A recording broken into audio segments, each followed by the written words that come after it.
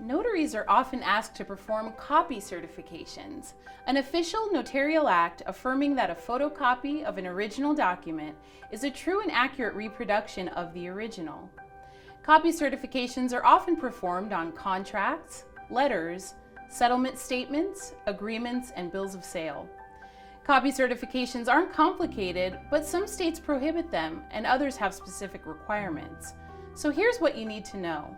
When a customer presents a set of documents for copy certification, your first step is to make sure the document can be copy certified. Many states prohibit them on things like birth, death, and marriage records, passports, and identification documents. If you're not sure, check your state's rules or call the NNA hotline.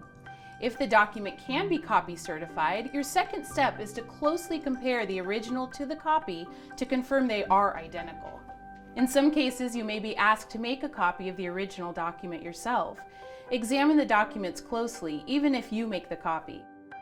Third, once you verify the documents are identical, attach the proper notarial certificate to the copy, which states that the copy is true, accurate, and complete. Then create your journal record per state regulations. To learn more, check out the links in the description below or watch our other notary training videos here on YouTube. Don't forget to like and subscribe.